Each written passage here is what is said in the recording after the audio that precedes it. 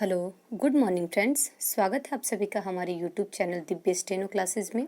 अगर आप हमारे चैनल पर नए हैं तो आप हमारे चैनल को सब्सक्राइब कर लीजिए और बेल आइकन को दबा लीजिए, क्योंकि आपको हमारे चैनल पर रेगुलर पेपर और मैगजीन के डिक्टेशन मिल जाएंगे।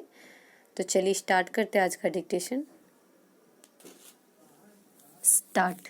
आखिरकार चीन यह मानने को विवश हुआ कि गलवान घाटी की झड़प में उसके भी सैनिक मारे गए थे, लेकिन फिलहाल उसने मारे गए सैनिकों की संख्या कम करके ही बताई है।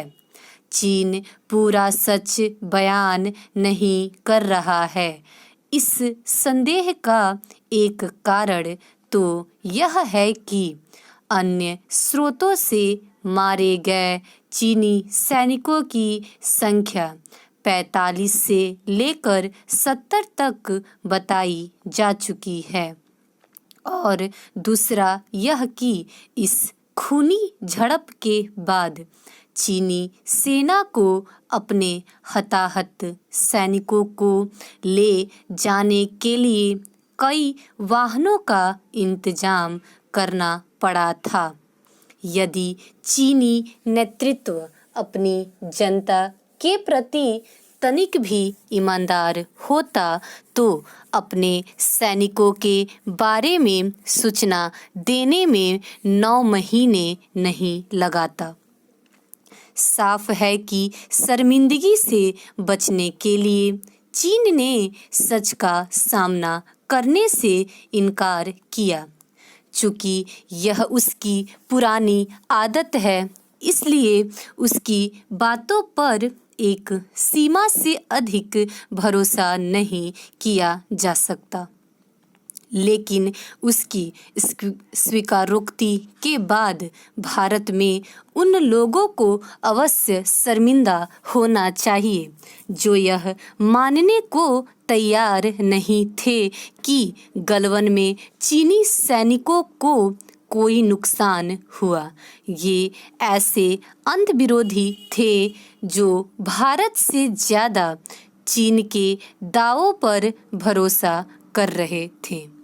वास्तव में इसी अंधविरोध के कारण ऐसे लोग यह स्वीकार करने में भी आनाकानी कर रहे हैं कि पैंगोंग झील से पीछे हटना चीनी की सशक्त का परिचायक है।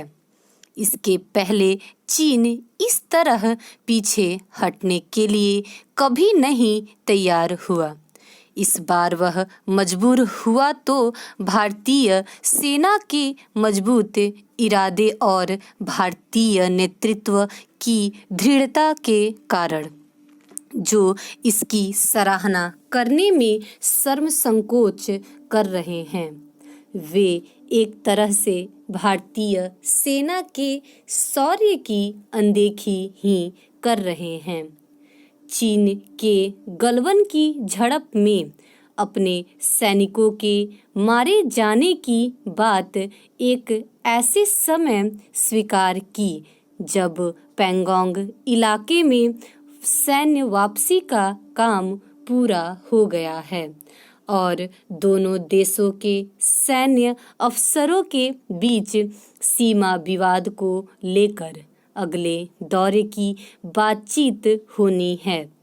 भारत का लक्ष्य केवल यह सुनिश्चित करना नहीं होना चाहिए कि चीनी सेना अपनी हद में रहे, बल्कि यह भी होना चाहिए कि चीन सीमा विवाद हल करने के लिए आगे आए।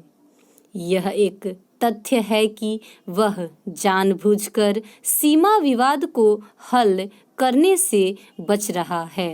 इसका कारण यही है कि सीमा रेखा का अतिक्रमण किया जा सके। चीन को उसकी हद में रखने के लिए यह आवश्यक है कि उसकी कमजोर नसों को दबाने में संकोच न किया जाए। सीमा पर यथास्थिति की सूरत बनने के बाद भी चीन पर भरोसा नहीं